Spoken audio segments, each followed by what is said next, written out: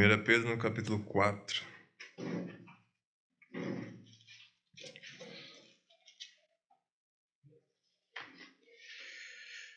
Nossa meditação hoje será dos versículos 12 ao 19. Diz assim: Amados, não estranheis a ardente prova que vem sobre vós para vos tentar, como se coisa estranha vos acontecesse, mas alegrai-vos no fato de seres participantes das aflições de Cristo, para que também na revelação da sua glória vos regozijeis e alegreis. Se pelo nome de Cristo sois vituperados, bem-aventurados sois, porque sobre vós repousa o Espírito da glória e de Deus. Quanto a eles, é ele sim blasfemado, mas quanto a vós, é glorificado. Que nenhum de vós padeça como homicida, ou ladrão, ou malfeitor, ou como que se intromete em negócios alheios, mas se padece como cristão, não se envergonhe, antes glorifique a Deus nesta parte. Porque já é tempo que começa o julgamento pela casa de Deus, e se primeiro começa por nós, qual será o fim daqueles que são desobedientes ao Evangelho de Deus? E se o justo apenas se salva, onde aparecerá o ímpio e o pecador?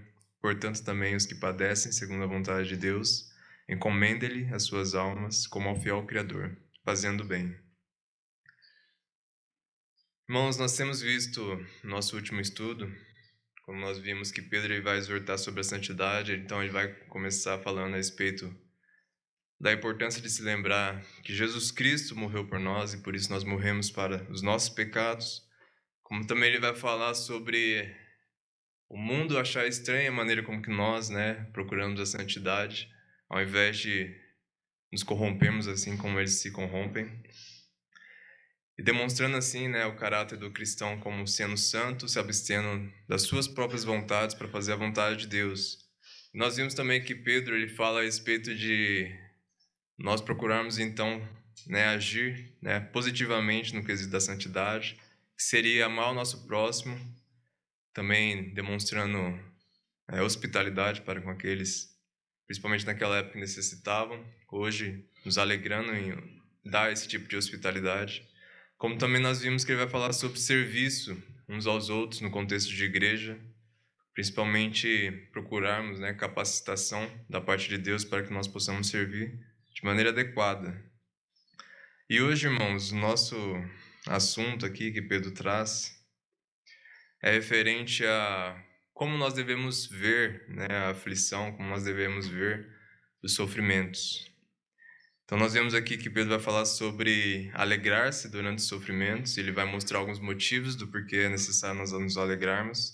Então ele vai falar de que essa alegria agora, durante os sofrimentos, ela é um prenúncio da alegria futura que nós teremos juntamente com Cristo, como também esses sofrimentos demonstram que nós temos o Espírito Santo habitando em nós, como também demonstra o nosso relacionamento com Jesus Cristo.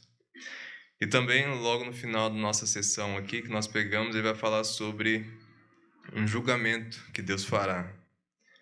Ele vai lembrar que, apesar de que a vida cristã aqui nessa terra ser sofrida, muito pior será a vida daqueles que morrem sem verdadeiro arrependimento.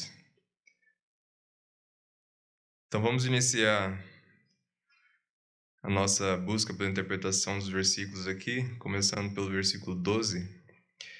E aqui nós vemos que ele vai falar sobre não estranhar a ardente prova. A primeira coisa que nós devemos observar aqui seria a respeito dessa ardente prova, que Pedro ele fala dessa prova como sendo algo necessário no capítulo 1. Ele fala que é necessário que nós por um pouco de tempo padeçamos por amor a Cristo. Como também ele vai falar a questão de essa prova, na verdade, ser o afinamento ou refinamento da nossa fé. Então, demonstra que a nossa fé é uma fé verdadeira. Então, assim como o fogo, o ouro e a prata passam pelo fogo, assim nós seremos também passados pelo fogo da prova. Então, Pedro ele destaca novamente esse sentido positivo das aflições como sendo algo que demonstra se a nossa fé é verdadeira ou não. E aqui nós vemos, irmãos, que Pedro novamente ele vai falar desse sentido positivo e trazer uma nova perspectiva sobre a aflição. Quando nós vemos aqui, outra coisa que nós devemos atentar nesse versículo é a palavra estranha. né? Ele fala 2 vezes no começo: não estranheis, novamente, coisa estranha vos acontecesse. E uma das coisas que nós podemos nos perguntar é por que Pedro acharia estranho, ou o que aqueles irmãos poderiam achar estranho nas aflições que aconteceriam nas suas vidas, né? E uma coisa que nós podemos observar, né, por mais que não seja tão claro aqui no versículo, na verdade não é explícito o motivo dessa estranheza, mas a questão que nós vemos, irmãos, é que realmente quando nós procuramos uma vida de santidade, uma vida com Deus, sabendo que Ele é Deus Todo-Poderoso e Soberano sobre todas as coisas, é estranho a gente ver que aqueles a quem Deus ama e aquelas pessoas que amam a Deus são as pessoas que passam por sofrimentos, as pessoas que passam por dificuldade nessa vida. São as pessoas que são as afligidas. E qualquer pessoa, né, poderia facilmente levantar essas questões no sentido de por que então que eu estou passando por prova? Se eu obedeço a Deus, se eu faço a vontade de Deus, se eu tenho observado aquilo que o Pedro tem falado, e realmente é o meu propósito, né, seguir os passos de Deus e glorificar a Ele nesta vida, por que então eu deveria sofrer? Ou por que essas provações estão vindo na minha vida? Então isso é algo que Pedro pode ter considerado aqui na questão desses irmãos, principalmente considerando as outras religiões que nós temos nos nossos dias, como também eles tinham naquela época. Por exemplo, se a gente for pegar a religião romana, e fazendo uma análise bem superficial do que seria essa religião, nós podemos ver que lá existem vários deuses, e cada deus tem a sua área específica de atuação. Então, se eu quero ganhar alguma guerra, ter poder sobre meus inimigos, existe um Deus que eu posso adorar para que isso aconteça. Se eu quero dinheiro ou fama, ou se eu quero bons relacionamentos ou algo do tipo, existem os deuses específicos a quem eu devo adorar para que eu possa obter essas coisas. Então, basicamente, a relação que aquelas pessoas tinham com os seus deuses era uma questão de ganha e por isso eu sirvo. Então, as pessoas elas faziam, né, aquilo que era oferta, aquilo que era relacionado à religião delas, para que elas pudessem obter algum tipo de benefício daquele Deus. E nós vemos aqui, né, nós, na religião de Pedro aqui, que obedecer a Deus e servir verdadeiramente a Deus não nos causaria ou não nos traria aquilo que nós desejamos, né? Nós vemos que Deus não se trata de um tipo de gênio da lâmpada, que nós o servimos para obter alguma coisa, algum benefício nessa vida, mas na verdade nós é que somos sujeitos à vontade dele. Uma das coisas que aqueles irmãos deveriam considerar, então, é que essa característica das provas, das dificuldades, é algo normal na vida de todo aquele que resolve seguir ao Deus verdadeiro. Nós vemos que ele vai falar também sobre o motivo de se alegrar. No versículo 13, ele diz assim: mas alegrai-vos no fato de seres participantes das aflições de Cristo. E aqui é meio que um paradoxo, né? Alguns interpretam dessa forma, né? Porque como é que a pessoa pode sofrer e ao mesmo tempo ela ficar feliz com algum tipo de sofrimento? Mas na verdade esse é o tipo de relação que Pedro quer que a gente faça quando nós estamos passando por dificuldades. Né? Ele quer que nós olhemos primeiramente para Cristo. Ele fala aqui para que nós saibamos, né, que nós estamos ali padecendo juntamente com Cristo. E é interessante ele usar esse tipo de argumento aqui. Nós vemos que é usado por Paulo também, esse tipo de relação. Aparentemente, né, se nós podemos olhar, em certos aspectos as pessoas poderiam pensar que participar das aflições de Cristo, de alguma forma, é participar no seu sofrimento na cruz, ou como tipo de continuidade naquilo que Jesus Cristo fez. E existem alguns versículos na Bíblia que realmente dão a entender esse tipo de coisa, né? Mas, na verdade, isso simboliza apenas um tipo de relação que o cristão tem com Jesus Cristo, né? Nós vamos olhar para alguns versículos em que Paulo diz isso. E, pelo contexto, nós percebemos que é praticamente aquilo que Pedro fala. Diz assim, em Romanos 8,17, né, alguma parte do versículo, só ressaltando essa questão. Romanos 8,17, Paulo diz: se é certo que com ele padecemos, 2 Coríntios 1,5, assim como as aflições de Cristo são abundantes em nós, e Colossenses 1,24, e na minha carne cumpro o resto das aflições de Cristo. Então nós percebemos que Paulo aqui ele usa a mesma lógica de Pedro, como se nós, de alguma forma, quando nós sofremos aqui nessa carne, de alguma forma nós estamos juntamente com Cristo sofrendo. né? Inclusive esse último versículo aqui, Colossenses 1:24, dá a entender de que Paulo ele continua o sofrimento de Cristo aqui nessa terra, porque ele diz: "E na minha carne cumpro o resto das aflições de Cristo". Isso, irmãos, não significa que de alguma forma os nossos sofrimentos vão pagar os nossos pecados ou algo do tipo, mas isso demonstra a íntima relação que nós temos com Jesus Cristo, né? Quando nós tomamos a nossa cruz e o seguimos. Isso demonstra, né, a vocação com que nós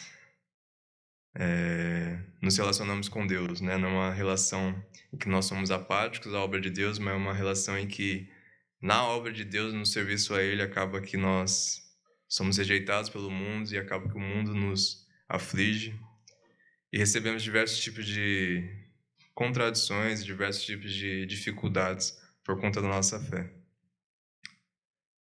E qual que é o raciocínio do versículo, né, irmãos? Nós podemos ver claramente esse contraste aqui que Pedro ressalta sobre a maneira como nós devemos ver, então, as aflições e aquilo que ele fala para aqueles irmãos, né, não como sendo algo estranho, algo que é alheio, que acontece na vida. Ah, eu estou adorando a Deus, então, se é o Deus que criou todas as coisas, é o Deus que realmente tem poder de fazer tudo, né? Então, por que que ele permite com que essas coisas ruins aconteçam na minha vida? Então essa é uma perspectiva errada de se ver as aflições, as dificuldades. A perspectiva correta é justamente lembrar que nosso Deus, na verdade, por mais que ele seja o Deus soberano sobre todas as coisas, é um Deus que também sofreu. E por isso que o caminho de seguir a ele é um caminho de sofrimento. E ele continua aqui, versículo 14: "Se pelo nome de Cristo sois vituperados, bem-aventurados sois, porque sobre vós repousa o Espírito da glória e de Deus. Quanto a eles, é ele sim blasfemado, mas quanto a vós, é glorificado." Então nós vemos aqui novamente a questão da alegria, quando ele fala bem-aventurados, e aqui ele fala que é pelo nome de Cristo que nós somos, né, vituperados no sentido de insultados. Então realmente nós fomos ver a religião cristã no decorrer das épocas, né? Principalmente lá no começo, nós vemos que as pessoas elas tinham como algo tolo, né? Nós vemos Paulo falando a respeito disso, que os judeus consideravam um escândalo e os gentios consideravam isso uma loucura, né? Você servia a um Deus que morreu ou servia a um Messias que não reinou e não um Messias que morreu, né? Seria algo estranho naquela época, né? Como é que um Deus pode sofrer na mão de homens e como é que o Messias poderia vir, sofrer e morrer uma morte tão vergonhosa como aquela?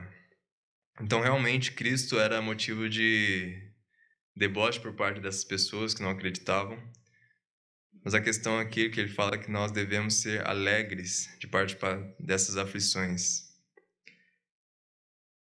Ele fala que nós somos bem-aventurados por conta dessas aflições. E outra coisa que nós devemos nos alegrar quando nós vemos que realmente o mundo nos odeia por conta da nossa fé, é que isso demonstra que o Espírito Santo de Deus habita em nós, como ele diz na sequência aqui do versículo. Porque sobre vós o Espírito repousa o Espírito da glória e de Deus. Então é esse Espírito que Pedro já havia falado sobre ele, nos capacitar a obedecer ao Evangelho.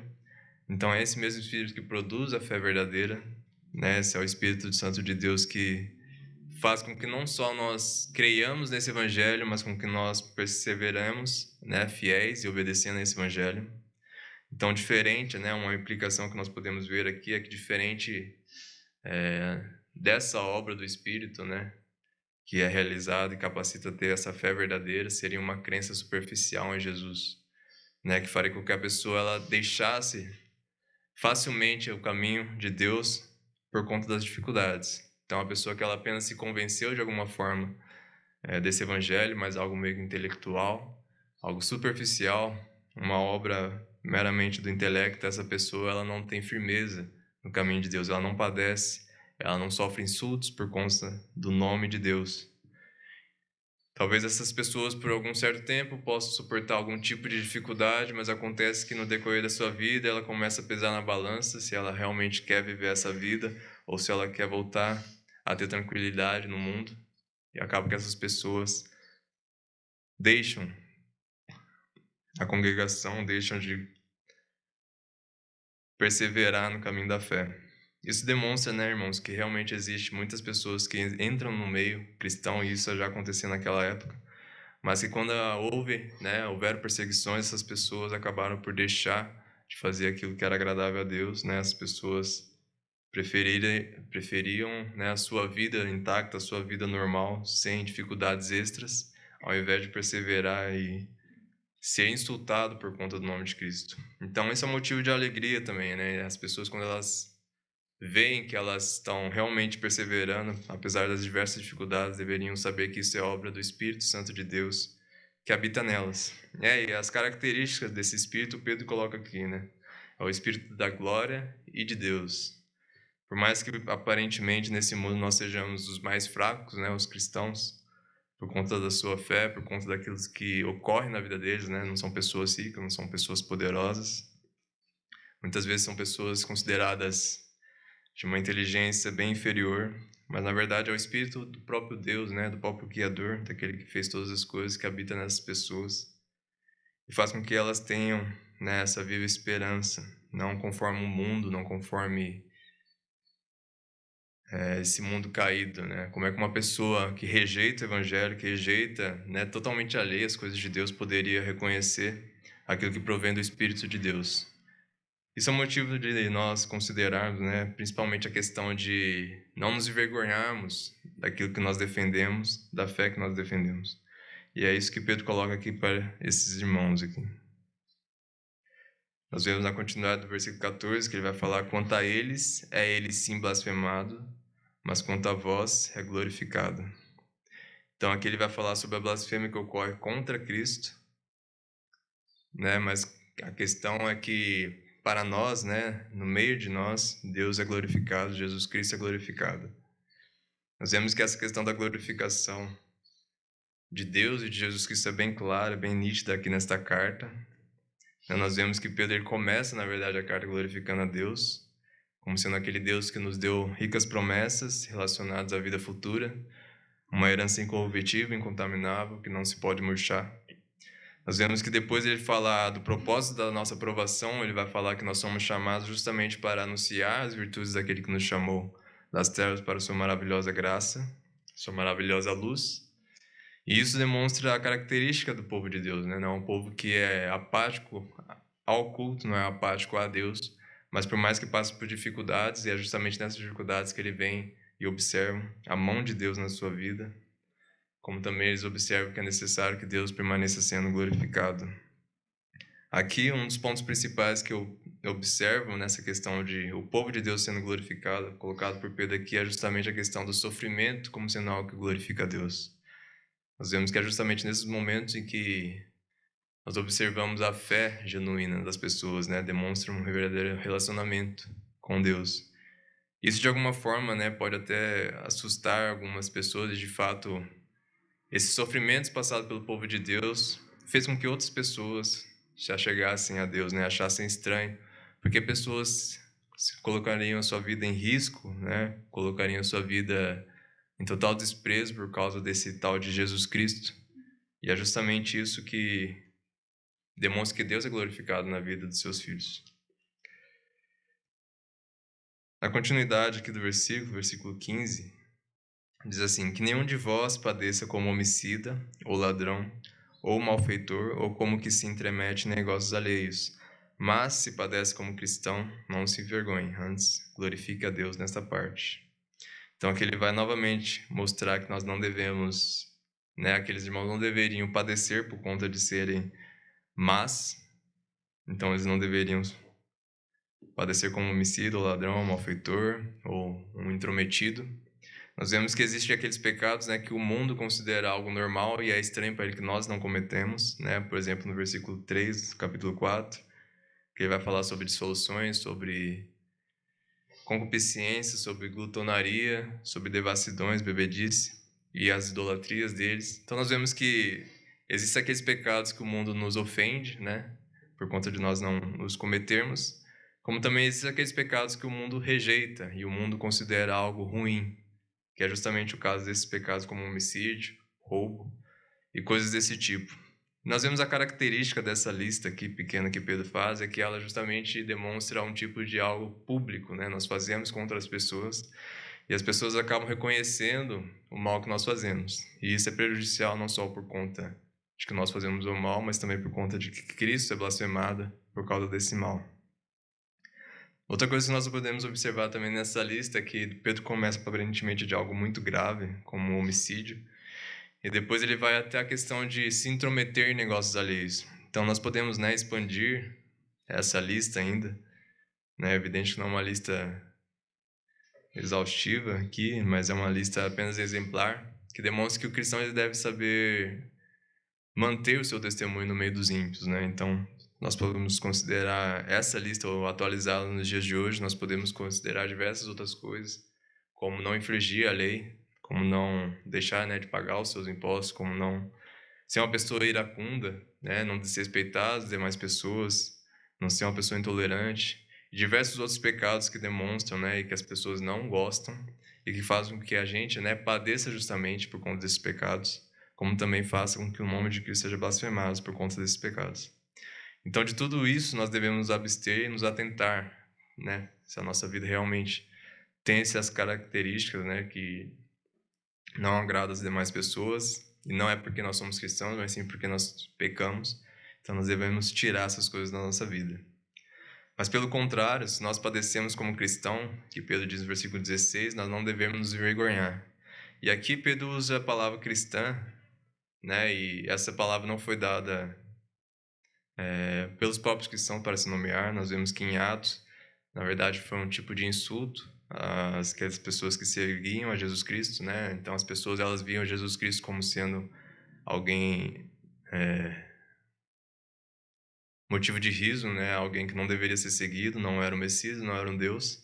Então, para um meio de ofender essas pessoas, esses cristãos, eles deram esse nome de cristão. E aparentemente aqui Pedro, ele, né, pelo jeito as igrejas naquela época já consideravam, já aceitaram esse nome como sendo algo normal entre eles.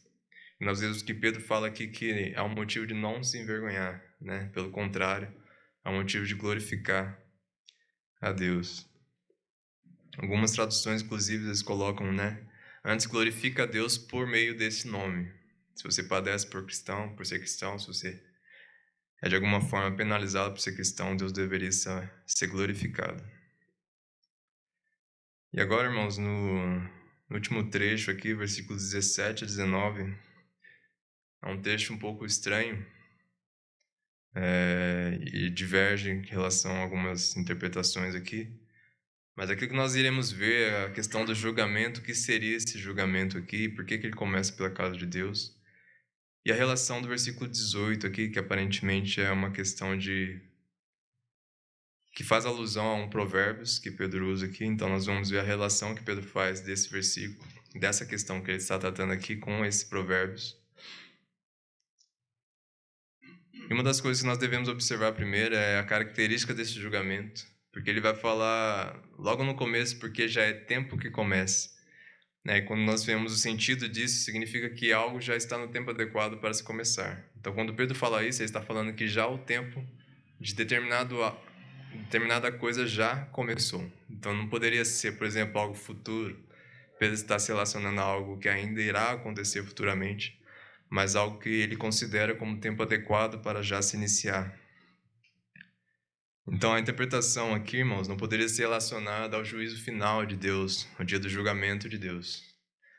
Justamente por conta dessa parte inicial, como também da questão da própria continuidade ali do versículo, que demonstra que não é sobre isso que Pedro está falando. Mas a questão vai ficar um pouco mais clara conforme nós seguimos aqui. Uma das coisas que esse julgamento se refere é justamente essa questão de os cristãos estarem sendo provados na sua fé. Né? O significado do julgamento é justamente através de determinada prova, de determinada evidência, você fazer algum tipo de juízo.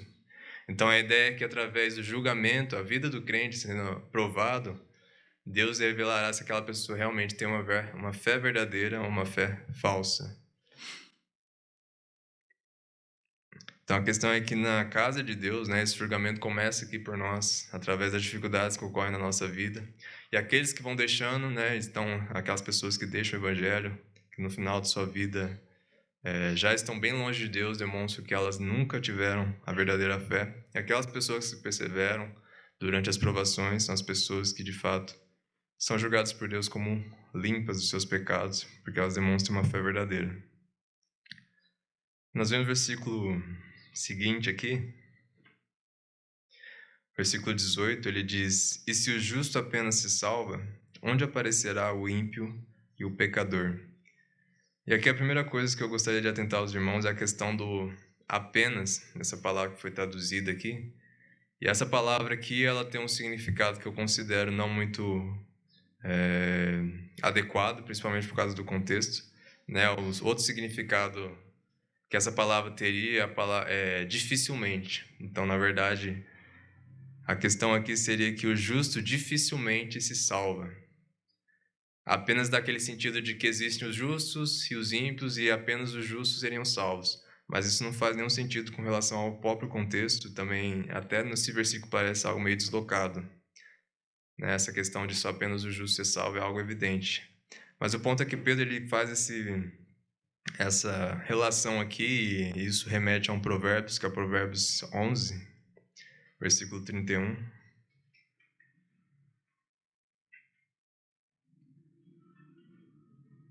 Provérbios 11, 31. Diz assim: "Eis que o justo recebe na terra a retribuição, quanto mais o ímpio e o pecador." E aqui o justo recebe na terra a retribuição. Essa retribuição aqui não é no sentido positivo, né? Senão isso também quebraria toda a questão da lógica do versículo.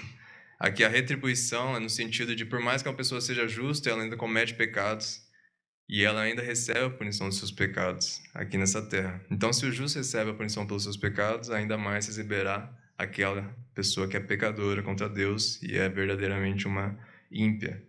Então, esse é o sentido daquele Provérbios, e Pedro faz essa mesma alusão, evidentemente com outro tipo de contexto. Aqui, quando ele fala que dificilmente o justo se salva, é justamente demonstrando a característica da vida de uma pessoa que serve a Deus, né? Nós vemos que Jesus ele fala que nós devemos ir para o caminho estreito, que esse é o caminho que leva à vida.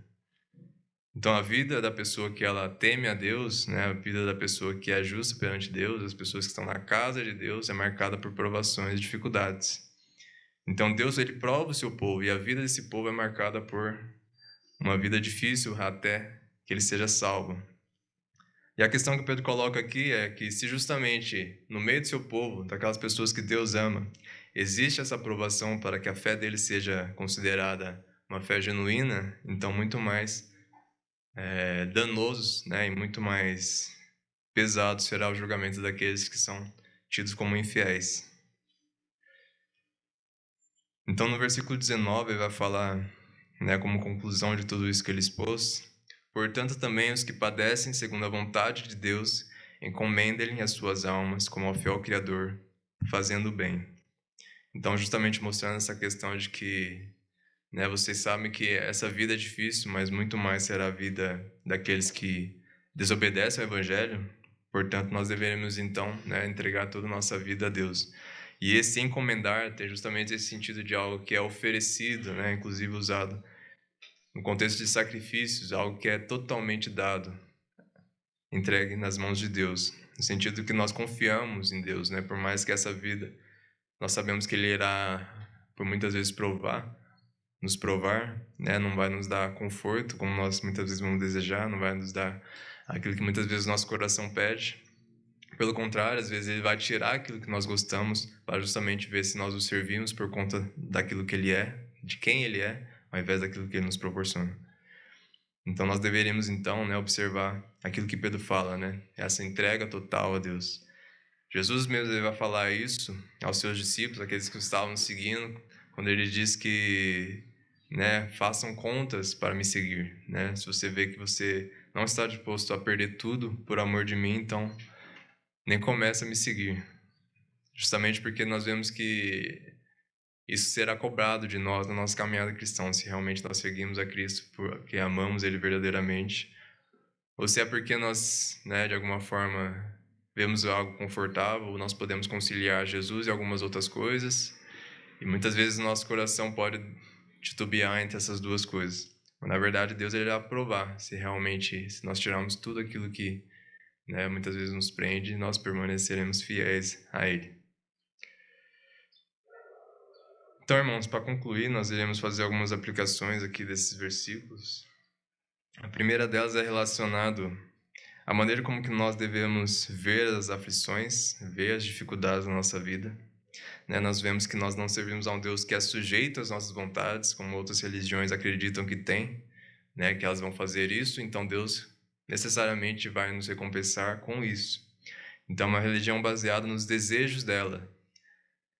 Mas nós vemos que a nossa religião, irmãos, é uma religião que é baseada na vontade de Deus, e que muitas vezes a vontade de Deus é fazer com que nós sejamos provados, permitir com que o mundo nos assole, permitir com que aconteçam coisas na nossa vida que não necessariamente vão ser agradáveis, mas muitas vezes vão ser dificultosas para nós. Nós vemos também, irmãos, que muitas vezes nós podemos entrar ou ficarmos, né, no meio da nossa vida com expectativas erradas relacionadas à nossa relação com Deus, que é essa perspectiva de eu quero isso, Deus tem que me dar, ou eu quero isso. É estranho que Deus me dê outra coisa a não ser isso.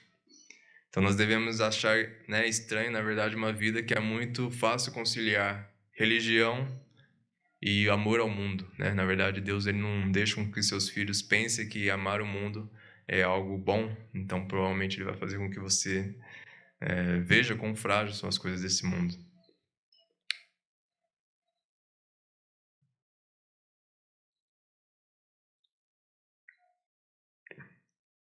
Uma das coisas que nós podemos considerar também a esse respeito, né, que muitas vezes a gente deseja, e a gente até pensa, né, o programa para o futuro, uma vida que seria agradável a Deus, né, por exemplo, uma vida em que nós temos a nossa família cristã, bem boa para nós, então tenho um cônjuge bom, eu tenho bons filhos, né, eu sirvo uma boa igreja, uma igreja perfeita, a gente considera que todas essas coisas irão acontecer, né, nós vamos sempre ter essa liberdade de pregar o evangelho. Nós achamos que essas coisas, né, vão realmente acontecer na nossa vida, que talvez a gente pense que essa é a vontade de Deus para nós, e de fato pode ser a vontade de Deus para nós, né, e na verdade Deus é o único que pode nos proporcionar todas essas coisas que eu acabei de citar, porque são coisas boas. Mas acontece que Deus, por vezes, na verdade, acontece que na maioria das vezes ele vai mostrar que não necessariamente são essas coisas que ele tem para nós, né? As promessas de Deus não estão relacionadas às coisas desta vida aqui, né? É uma família cristã, com tudo perfeito, uma igreja perfeita, sem problemas, né? Uma facilidade de pregar o evangelho, sem perseguição. Essas são coisas boas, mas não necessariamente são as promessas de Deus para os seus filhos, né? Se nós criarmos esse tipo de expectativa, realmente dificuldades, realmente essas aflições que acontecem vão ser algo estranho, vão ser algo, nossa, isso não deveria estar aqui, por que que eu estou tendo essa dificuldade, por que que isso está acontecendo com a minha vida? E acaba que a sua fé, né, vacila, talvez você permaneça na igreja, mas a sua fé faz com que você seja apenas um ouvinte de banco e depois você volta para a sua vida normal, seguindo os seus desejos. Então nós devemos realmente ver que tipo de expectativa nós temos em relação a Deus com relação a esta vida aqui. A outra coisa que nós vemos aqui é sobre as alegrias, né, que nós temos em servir a Jesus Cristo, né? Então, a primeira coisa é que esse sofrimento ele demonstra um íntimo relacionamento com Jesus Cristo. Nós vemos que inclusive os apóstolos vão usar um termo que parece de partilhar dos sofrimentos de Cristo. E isso demonstra uma pessoa que está em total afinidade com a obra de Jesus Cristo e por isso padece pela obra de Jesus Cristo. Então esse é um motivo de alegria, é um motivo de se, né, ter como uma pessoa feliz, porque por mais que existem dificuldades, nós sabemos que nós temos um verdadeiro relacionamento com Deus, com o próprio Jesus. E outra coisa também é que nós vemos que esse tipo de aflições que ocorrem na nossa vida, pelo fato de sermos crentes, demonstra que nós temos verdadeiramente o Espírito de Deus, né? Essa fé não é uma fé que logo se escandaliza e sai dos caminhos do Senhor, mas é uma fé que permanece por todo o decorrer da nossa vida, por mais que existam dificuldades, por mais que existam momentos de, né, fraqueza, por mais que existam momentos de solidão, por mais que existam momentos em que as pessoas vão nos desprezar, nos considerar tolos. Mas a nossa fé, se ela for uma fé verdadeira, se é uma fé que persevera nesses momentos, demonstra que nós temos o Espírito do próprio Deus habitando em nós. E essa fé, né, essa fé verdadeira, essa alegria que nós temos nessas aflições também demonstram ou prenunciam uma alegria futura, né, uma alegria em que nós estaremos completamente salvos, né, da nossa carnalidade, desse mundo pecador, mas um dia nós estaremos constantemente com Jesus Cristo, aquele a quem nós amamos. Outra coisa que nós vemos também, podemos tirar desse trecho, é a questão do nosso testemunho. O quão importante é nós sabemos viver sabiamente no meio das pessoas, né? Se por um lado existem aqueles pecados que as pessoas vão achar estranho, nós não cometemos, e existem aqueles pecados que as pessoas vão achar ruim de nós cometermos. Justamente por causa da questão de blasfemarmos, né? O nome de Deus ser blasfemado por conta desses pecados cometidos por nós.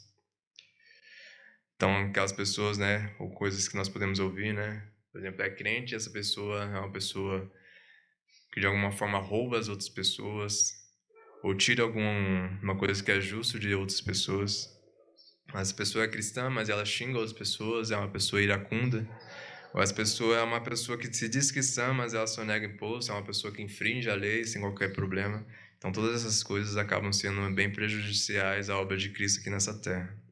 Acontece que padecer por conta desse tipo de pecado não leva a glória nenhuma. Na verdade, é uma consequência natural. Então essa exortação aqui de Pedro é para justamente nós não tomarmos muito cuidado com relação ao nosso testemunho. Mas por outro lado, uma coisa que nós devemos alegrar é a questão de nós padecermos por sermos cristãos.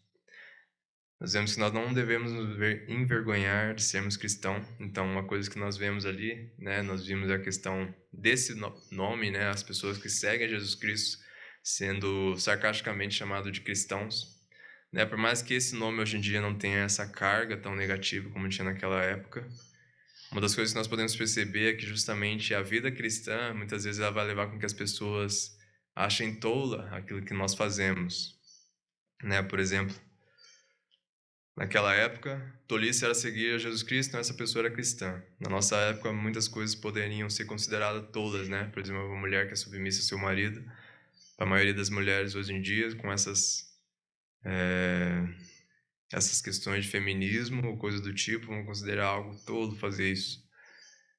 Ou aquelas pessoas, né, seus maridos servirem as suas esposas e amá-las verdadeiramente, poderia ser considerado tolo para a maioria dos homens que seguem essas filosofias do mundo de hoje.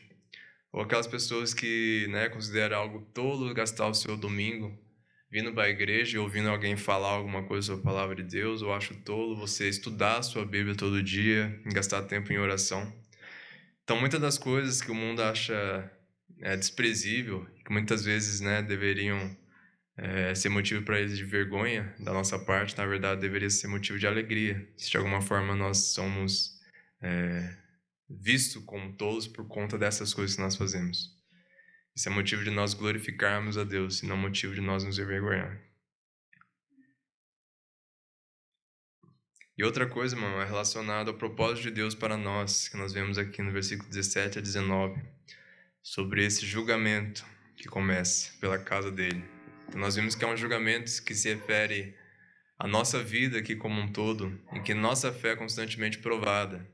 Talvez não tão provada quanto naquela época, na questão de as pessoas realmente desprezarem o cristianismo e, por fim, né, por muito tempo perseguirem essa religião, as pessoas que faziam parte dessa religião. Mas com certeza Deus ainda aprova o seu povo, por mais que seja nesse contexto de que nós temos essa liberdade de pregar o evangelho. Talvez seja demonstrando ou tirando coisas da sua vida para ver se realmente a sua fé é baseada nas facilidades que você tem ou se é baseada no seu verdadeiro amor a Deus. E se nós pensamos, né, que essa vida cristã é difícil, nós devemos considerar aquilo que Pedro também fala, né, se a nossa vida aqui com Deus, em verdadeiro relacionamento com Ele, tem essas dificuldades, muito pior será a dificuldade passada por aquela pessoa que despreza totalmente a Deus Eles consideram totalmente o evangelho de Deus, né? Essas pessoas, na verdade, vão ter um fim muito pior do que qualquer tipo de aflição que nós podemos ter aqui nessa terra. Então Pedro usa tudo isso para nos mostrar, né, quanto a vida cristã vale a pena, por mais que haja essas dificuldades, por mais que haja provações, é uma vida que realmente, no final, Deus recompensará essas pessoas. Então essa é a meditação que eu tirei desse trecho aqui, que Deus possa nos abençoar com ela.